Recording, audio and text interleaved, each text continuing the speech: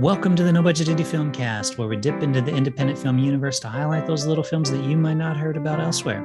We agree with our panel, or will our panel agree with each other? Tune in to find out.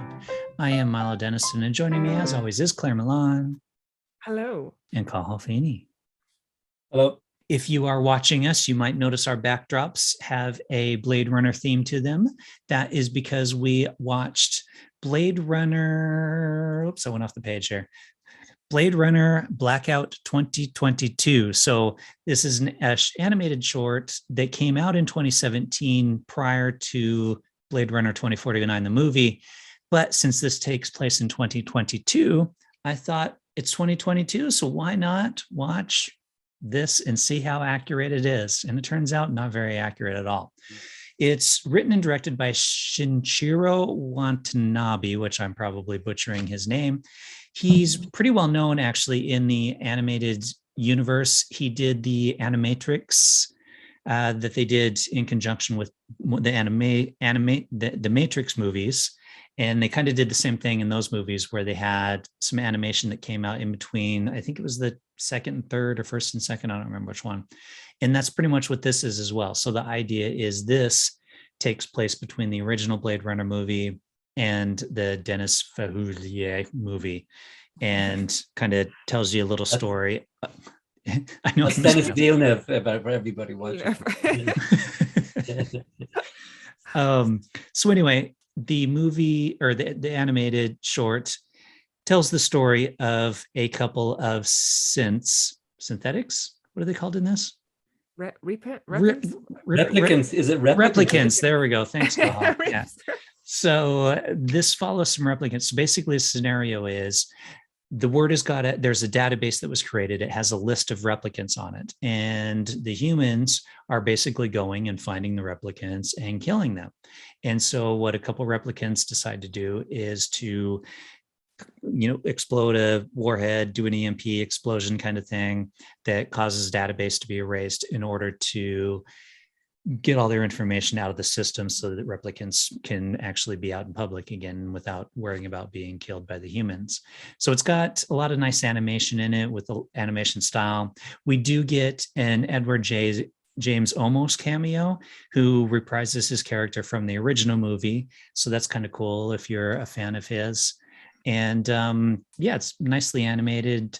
There's not a whole lot of story to it, but I don't think there really needs to be. I think they're just kind of giving you a teaser before you watch the new movie, although you probably might have already watched it because it came out like 4 years ago. Do you know what? I've never seen any Blade Runners. So none of them? None of them. Not even the original? Not the director's cut or the original cut or the remaster? Nothing. So I don't know anything about Blade Runner. Oh. So I'm coming from like a total newbie person. And so I was a bit lost. So I was like, oh, what's this about? I actually watched it twice and was still very lost. But the one thing I can appreciate is the animation and the atmosphere they've created. It seems to lack in story. It's like a kind of test of concept kind of thing. But yeah, I did appreciate all the animation, the atmosphere, the stories, and even the way they talk. It's a certain way they do it, style or something very, kind of like noir nearly, describe it as. But I just was a little bit lost because, again, if I'd seen the films, I would understand a little bit more. So it was hard for me to follow. I'm missing out. Am I? Yeah. I saw Blade Runner a long time ago, and I can't really remember much about it. I do remember being a little bit underwhelmed because it was so much talked about it on Blade Runner, and I think I was expecting more or something different. I probably should revisit it. And I haven't seen the latest one either. I'm in a kind of a situation where I don't want to watch the latest one until I've seen the earlier one again. But as regards this film, like it was fine. I a bit with you, Claire. I mean, I think I just learned more about what was happening from Milo now than from watching the film. And that's what they would do. I didn't I only watched it once, and I could say, okay, so you have these sort of half human, half robot, or whatever you call it, cyborgs, and then you have humans, and then you have this big bad corporation, and it's this sort of overused dystopian kind of look. Everything is very dark and nihilistic, and the characters have these exaggerated features, and it was entertaining enough, but it wasn't anything that would make me want to watch an hour long or an hour and a half long version of it, or shorter. But it was well done, well animated, because action sequences and all the rest, but don't really have much else to say about it. You know what's weird? I think it's more for fans of the films, because for myself and Carl, I don't know anything about Blade Runner, and Carl said it years ago, so we're not fans, and it's kind of like if you're a massive fan of the films, you'd know it and understand it and love it. But I was so lost, because I even watched it twice. I was like, maybe it was just me, but obviously it wasn't, because Carl felt the same. It's very, there's not much exposition really in it. Like, so everything there's a lot of, it's very short, and everything's happens very quickly. And if you kind of zone out for a second, you kind of lose track, and then this is one film that more exposition could work. It's the way normally we talk about just there's too much exposition in films, but this one we need more of it. Can I ask you, Milo, actually, like you picked that up from the film, or did you have any prior knowledge, or was that just from that one watch you figured out? Well, I mean, I've seen the films, so I did get kind of where they were going with this, so maybe that did help. But they do say, like in the beginning, the text on the screen kind of gives you a little bit of what's going on there. I agree. I think it could have done from some additional exposition at the hands of the characters in the film. In the original Blade Runner, they actually had Harrison Ford do voiceover for it, and he didn't like it, and Ridley Scott didn't like it. So in the later editions, they removed that. But in this, I think it might have actually worked if they had done some type of a voiceover thing from one of the characters to help, especially for people that haven't seen the movie or haven't seen the movie in a long time. You guys are absolutely right. This is clearly a fan service animated short made for fans of the films. I mean, there's no doubt about that. And the director, he did, he's done a bunch of stuff. Like he did an animated series called Samurai Champloo, I think is what it was called, something like that. That's really good. He's done a lot of really good stuff, and it's similar in style. But yeah, I mean, there's not much here for anyone who's not a fan of Blade Runner. Yeah. The thing with Blade Runner is, like, if you watch the film, you guys, the first one, and you'll be amazed at how much you've seen since then that has been influenced by Blade Runner. Like you will see like that dystopian, overly techie, sci-fi future world in so many films after watching this film, or the original film. The second film I think is pretty good too, which is amazing because I'm not a Ryan Gosling fan, but I think it works for him because he plays a replicant. So basically he plays a robot, which is his acting style anyways. So I think it actually works as a Ryan Gosling film. Yeah.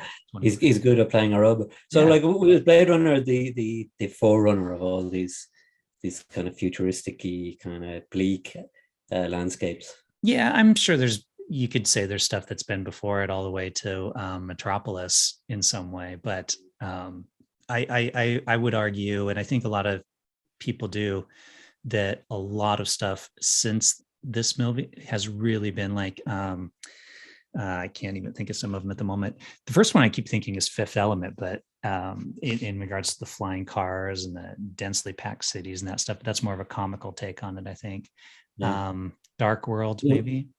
All the Batman films, the new Batman films. Batman feel. And talking about Batman is out soon enough, and apparently it's supposed to be amazing. So he says, getting so sick of superhero movies. But this is different. It's kind of funny. I had a discussion with my friend there. It's even darker than the last Batman. But you know what? I don't like superhero films, but I love Batman. No, Like, it's just something different about Batman. I don't know what it is. It's just something. Maybe it's a darkness, or there's something, an edge to him I just love. Yeah, so I'm a huge Batman fan.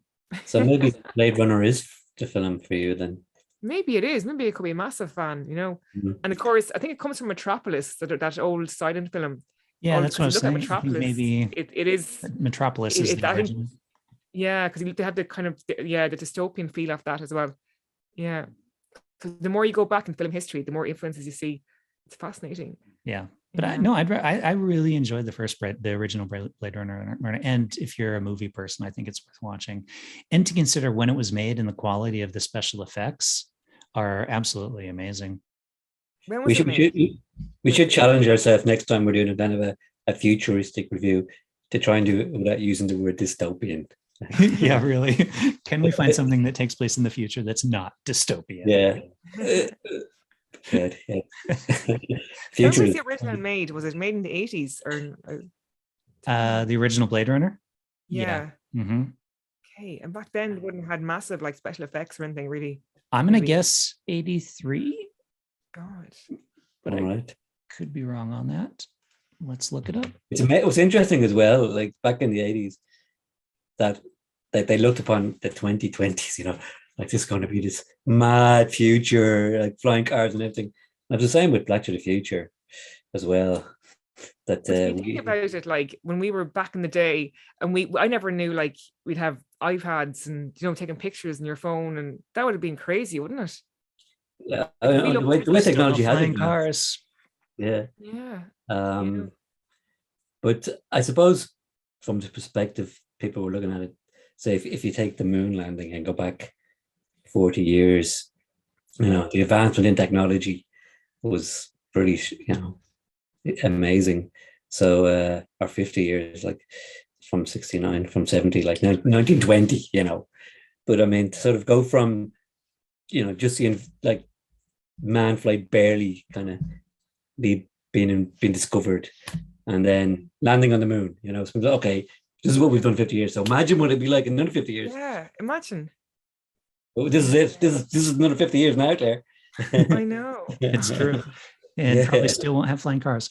I looked it up. It came out in 1982. The first came out in 1982. I was very close. Like that's early, like, early for this kind of special effects. That's what I'm saying. Like the special effects are right. really good. Did you guys watch Altered Carbon on Netflix? It was a Netflix series. Oh, okay. Well, it also looks a lot like Blade Runner. I'm trying to find a reference that you guys have seen, but you guys need to watch more sci-fi. I know. Many art house independent Irish films. Okay, should we rate it then? Okay. I'll go first then. 3 stars. Okay. Would you say for 3 me, or 2? 3 stars, yeah. I won't say anything. There's nothing else to say. 3 stars. Yeah. So for me, I didn't quite understand it, but I really appreciate it. And it is a fan film, but for me, it's a 3 stars as well. I'm with you guys. I like the Blade Runner movies, and I think it's a decent fan film, but there just wasn't much to it. So 3 stars. Well, No Budget Filmcast audience, if you've seen this, let us know what you think at No Budget Show on Instagram, Twitter, or Facebook, or leave us a comment. We're kind of in the middle of the road on it. And there you go. So I guess we'll say see you next time, and goodbye. Bye.